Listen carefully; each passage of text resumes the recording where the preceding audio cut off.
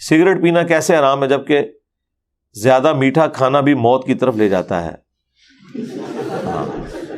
دیکھا جی، شوگر کے مریض کو موت کی طرف لے جاتا ہے، عام بندے کو تو کوئی مسئلہ نہیں، جتنا مرضی میٹھا کھائے۔ میٹھا کھانے سے شوگر نہیں ہوتی، جسے شوگر ہو گئی ہے نا، وہ اگر میٹھا کھاتا ہے تو اس کے لیے نقصان دہ ہے، کیونکہ اس کا جو پینکریاز ہے وہ انسولین نہیں بنا رہا، تو انسولین نہیں بنا رہا تو شوگر ظاہر ہے وہ اس کے سیلز ٹوٹیں گے نہیں، ہضم نہیں ہوں گے، اس وجہ سے اسے منع کیا جاتا ہے۔ ادروائز اگر آپ انسولین خود سے لگانا شروع کر دیں، جتنا مرضی میٹھا کھائیں کوئی مسئلہ نہیں ہے۔ اور شوگر کو تو میں بیماری مانتا ہی نہیں ہوں، یہ ایک ڈس آرڈر ہے۔ شوگر کے مریضوں کو کبھی بھی اپنے آپ کو بیمار نہیں سمجھنا چاہیے، ایک ڈس آرڈر ہے۔ جس طرح ایک بندے کی نظر کمزور ہے، آپ اسے یہ تو نہیں کہیں گے اسے آنکھوں کی بیماری ہے، اینک استعمال کرے۔ ایک بندے کے پینکریاز نے کام کرنا چھوڑ دیا تو جس طرح ایک نظر کمزور ہوگی، ایک ڈس آرڈر اس کے اندر آ گیا، تو ٹھیک ہے انسولین یوز کرے۔ ہمارے استاد غلام سو سعیدی صاحب آلموسٹ 80 سال عمر ہو گئی تھی، بہترین صحت تھی ان کی، ان کو اپنی ینگ ایج سے شوگر ہوئی تھی، انسولین یوز کرتے تھے، اتنی پلیٹ بھر کے گوشت کی کھاتے تھے، میں نے خود دیکھا ہے اپنی آنکھوں سے، کچھ بھی نہیں، کیونکہ ڈس آرڈر انہوں نے اوور کم کر لیا تھا، انسولین لگائی۔ اب تو وہ بڑی آسانی سے ہر بندہ خود بھی اپنے آپ کو لگا سکتا ہے اور وہ سارے معاملات چلے گا۔ تو سگریٹ جو ہے نا جی، یہ تو بیسک نیڈ ہے ہی نہیں ہے نا۔ شوگر، نمک، کھانے پینے کی چیزیں جو حلال ہیں یہ تو آپ کی بیسک نیڈ ہے نا۔ سگریٹ کب سے آپ کی بیسک نیڈ ہے کہ یہ آپ نے کرنا ہی کرنا ہے؟ تو یہ تو سرتپا ہی اپنے آپ کو نقصان پہنچانے والی بات ہے۔ وَلَا تُلْقُوا بِأَيْدِيكُمْ إِلَى التَّهْلُكَةِ، اپنے ہاتھوں سے اپنے آپ کو ہلاک مت کرو۔ کیا کسی کو خیال میں لا کر سورتیں پڑھ کر دم کر سکتے ہیں، جیسا کہ اگر کسی کا بچہ اس کے پاس موجود نہ ہو؟ ہاں جی بالکل کریں، ٹھیک ہے۔ آپ ویسے بھی دعا کریں گے تو دعا پہنچ رہی ہے، آپ نے اس طرح تصور میں کرنا ہے، کریں، کوئی مسئلہ نہیں ہے، اپنی تسلی کریں۔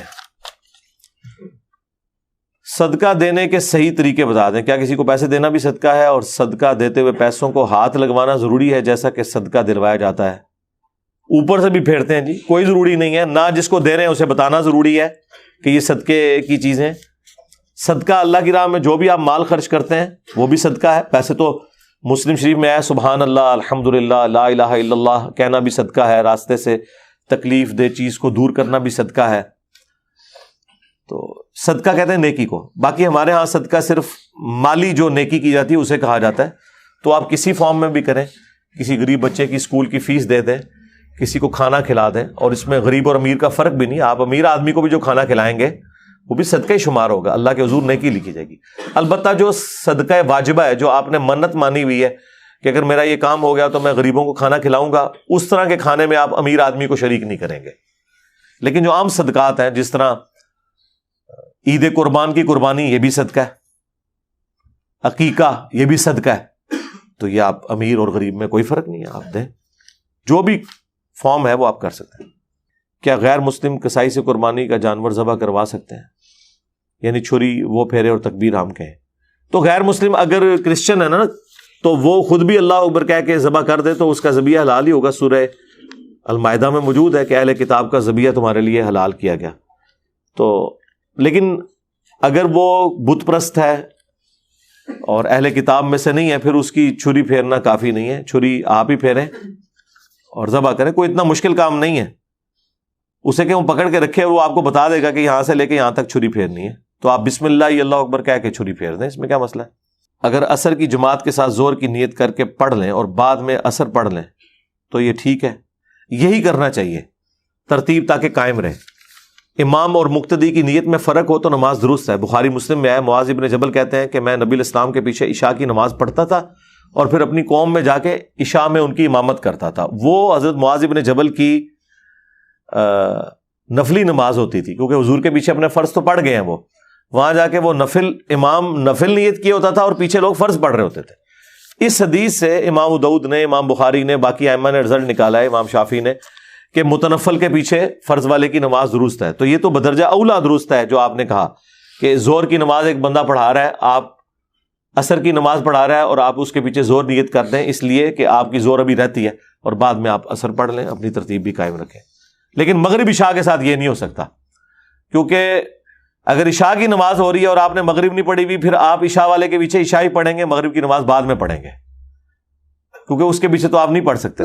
بہن بھائی کو کن شرائط پر زکوٰۃ دی جا سکتی ہے؟ بہن بھائی کو ویسے ہی زکوٰۃ لگ جاتی، شرطوں کی ضرورت ہی نہیں۔ سب سے بہتر مصرف بہن بھائی کو زکوٰۃ دینا ہے۔ ماں باپ، اولاد، دادی دادا، نانی نانا، پوتی پوتا، نواسی نواسا، ان کو زکوٰۃ نہیں لگے گی، بہن بھائیوں کو تو لگے گی۔ کیا مرے ہوئے لوگوں کے لیے صدقہ کا ثواب ان کو پہنچتا ہے؟ بالکل پہنچتا ہے جی۔ ایصال ثواب کے 10 طریقے میری ویڈیو آپ دیکھ لیں۔ صدقہ اور خیرات سب سے بیسٹ ذریعہ ہے میت کو نفع پہنچانے کا اس کے مرنے کے بعد۔ بخاری میں موجود ہے نا، حضرت سعد ابن عبادہ سفر سے واپس آئے، انہوں نے کہا میری ماں فوت ہو گئی تھی، یا رسول اللہ میری خواہش ہے کہ میں کنواں کھدوا کے ان کی طرف سے ایصال ثواب کروں، تو کیا میری ماں کو اس کا ثواب پہنچے گا؟ تو آپ نے فرمایا ہاں پہنچے گا۔ عورت کا جاب کرنا اور کمائی کرنا، اسلام میں تو یہ کوئی چیز پسندیدہ نہیں ہے کہ عورت جاب کے لیے گھر سے باہر نکلے۔ عورت تو گھر کی رانی بنا کے رکھے، مرد نے معیشت کی تکلیف سے گزرنا ہے۔ بخاری مسلم میں حدیث ہے، تم میں سے ہر شخص نگہبان ہے، اس سے اس کی رعیت کے بارے میں پوچھا جائے گا۔ اور پھر نبی علیہ السلام نے اسے ایلبوریٹ کیا کہ ایک مرد اپنے بیوی اور بچوں کے اوپر حاکم ہے، ایک عورت اپنے خاوند کے مال اور بچوں کے اوپر حاکم ہے۔ تو عورت تو مرد کے مال کو یوز کرے گی اسی نان و نفقے کے تحت، اور حق مہر کے عوض مرد کے لیے حلال ہوئی تھی نا، تو یہ مرد کی ذمہ داری ہے۔ البتہ اگر کوئی مجبوری آ گئی، کسی کا مرد فوت ہو گیا، مریض ہے، اسے مجبوراً جاب کے لیے نکلنا پڑتا ہے، تو پھر اس طرح کی جاب دیکھے جو ٹیچر والی جاب ہو، جہاں پہ مردوں کے ساتھ انٹریکشن نہ کرنا پڑے، ٹیچنگ کی فیلڈ میں ہو، بچوں کو پڑھائے، تو بہت اچھی بات ہے۔ بچوں کی پرورش کیسے کریں؟ جس طرح آپ خود زندگی گزار رہے ہیں اسی طریقے سے آپ کی اولاد نے زندگی گزارنی ہے۔ تو آپ کو جو اللہ تعالیٰ نے حق بات پہنچائی ہے اس کے اوپر خود عمل کریں۔ اس کے اوپر میری ویڈیو بھی ریکارڈ ہے کہ بچے بندروں کی مانند ہوتے ہیں، وہ کاپی کرتے ہیں ماں باپ کو۔ اب یہ ہو ہی نہیں سکتا کہ باپ جو ہے وہ سگریٹ پیے اور اولاد کو گلی کے نکر کے اوپر چھپ کے سگریٹ پیتا ہوا دیکھے اور مارنا شروع کر دے، تو آپ خود پی رہے ہیں تو وہ بھی پیے گا۔ سب سے آسان ذریعہ یہ ہے کہ جو آپ اپنے بچوں کو دیکھنا چاہتے ہیں وہ خود بن جائیں، انشاءاللہ آپ کے بچے بھی وہی کچھ بنیں گے۔ نماز کا کہنے کی آپ کو ضرورت ہی نہیں ہے، جو مائیں نماز پڑھتی ہیں ان کے چھوٹے چھوٹے بچے خود ساتھ آ کے نا اپنا مصلی ڈال لیتے ہیں، اسے کاپی کرتے ہیں، یہ ہم نے دیکھا ہے۔